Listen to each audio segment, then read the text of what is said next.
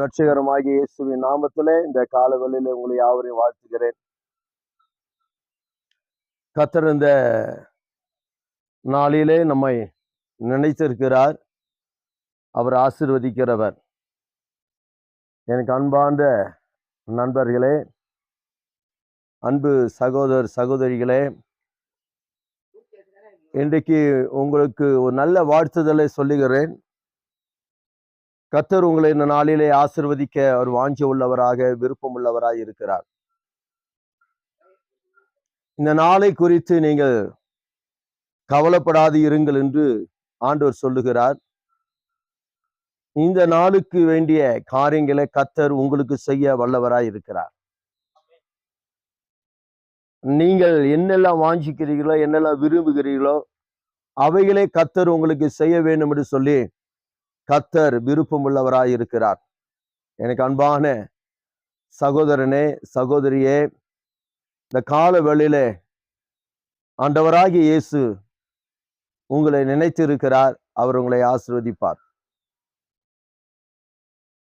இந்த நாளை குறித்து நீங்கள் எவ்வளவு கவலைப்படாதீர்கள், சந்தோஷமா இருங்கள், மகிழ்ச்சியா இருங்கள். இன்றைக்கு நீங்கள் போகும் இடமெல்லாம் கர்த்தர் உங்களோடு கூட இருப்பார். ஐயோ, நான் வியாதியா இருக்கிறேனே, நான் பலவீனமா இருக்கிறேன், நான் என்ன செய்வது, எனக்கு ஒன்றும் தெரியல என்றெல்லாம் நீங்கள் ஒருவேளை நினைக்கலாம். ஆண்டவராகிய இயேசு உங்களுடைய வாழ்க்கையில ஒரு மாற்றத்தை உண்டு பண்ணும்படியாக அவர் வாஞ்சிக்கிறவராயிருக்கிறார். இந்த நாள் கர்த்தருடைய நாள். இந்த நாளில தேவன் உங்களுக்கு ஒரு அற்புதம் செய்யக்கூடிய ஒரு நாள். இந்த நாளில கர்த்தர் உங்களுக்கு அதிசயங்களை செய்யக்கூடிய ஒரு நாள். நீங்கள் எதிர்பார்த்த காரியங்களை நிறைவேற்றக்கூடிய ஒரு நாளாக இருக்கிறது என்பதை இந்த கால வேளையில நீங்கள் அதை விசுவாசித்தால் உண்மையாக உங்களுடைய வாழ்க்கையில ஒரு நல்ல ஒரு ஆசீர்வாதத்தை நீங்கள் பெற்றுக்கொள்வதற்கு ஏதுவாக இருக்கும் என்பதுல சந்தேகம் இல்லை. இங்கே நியாயாதிபதி புஸ்தகத்திலே ஒரு வார்த்தைகளை வாசிக்கிறோம். யெப்தாவின் மேலே கர்த்தருடைய ஆவி இறங்கினதை நம்மை பார்க்கிறோம். கர்த்தருடைய ஆவியானவர் யெப்தாவின் மேலே அங்கே இறங்கும் போது, அப்போது கர்த்தருடைய ஆவி யெப்தா மேலே இறங்கினார். அவன் கிளையாத்து மனாசை நாட்டையும் கடந்து போய் கிளையாத்தில் இருக்கிறதான மிஸ்பாவுக்கு வந்து அங்கிருந்து அம்மன் புத்திரருக்கு விரோதமாக போனான் என்று சொல்லப்பட்டிருக்கிறதை பார்க்கிறோம். கர்த்தருடைய ஆவி யெப்தா மேல இருந்ததுனால அவன் தன் சுயமான காரியங்களை யோசிக்கல, சுயமான காரியங்களை சிந்திக்கல. கர்த்தருடைய நாமம் மகிமைப்படும்படியாக,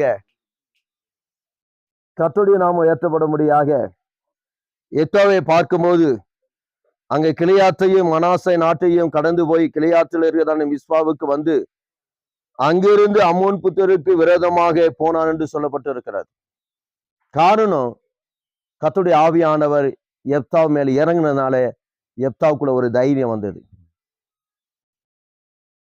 யெப்தாவுக்குள்ள கர்த்தருடைய ஆவியானவர் கிரியை செய்ததுனால எது குறித்தும் பயப்படல, எது குறித்தும் கலங்கல, எது குறித்தும் அவர் தயங்காமல் அந்த யுத்தத்துக்கு போகும்படியாக தன்னை முழுமையாக அர்ப்பணித்தார். அல்லேலூயா.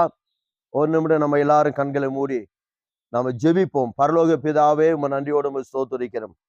நல்ல கால வேளைக்காக நன்றி செலுத்துகிறோம். ஆண்டவரே, இந்த நாளை தந்ததுக்காக உமக்கு நன்றி செலுத்துகிறோம். ஆண்டவரே, இந்த நாளிலே இதை கேட்டுக்கொண்டு இருக்கிறதானே, பார்த்து கொண்டு இருக்கிற அனைவருக்காக உடைய சமூகத்துல வருகிறோம்.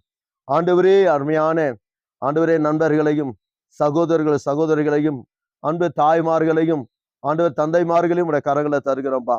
இந்த கால வேளையில் இதை பார்த்து கொண்டு இருக்கிற ஒவ்வொருடைய வாழ்க்கையிலேயும் தேவனுடைய நாமம் மகிமைப்படட்டும். ஆண்டவரே, இன்றைக்கு ஆண்டவரே என்னென்ன விடுதலைக்காக இயங்கி கொண்டு இருக்கிறார், அந்த விடுதலை பெற்றுக்கொள்ளும்படி எங்க தேவனுக்கு கிருபை செய்வீராக. இந்த கால வேளையில் ஆண்டவரே, உடைய ஜனத்தை உடைய கரங்களை தருகிறோம். எல்லா துதியும் கனமும் மகிமையும் உமக்கே செலுத்துகிறோம். இயேசுவின் நாமத்துல கேட்கிறோம் எங்கள் ஜீவனுள்ள பிதாவே. ஆமென், ஆமென். God bless. கர்த்தர் உங்களை ஆசீர்வதிப்பாராக. Thank you.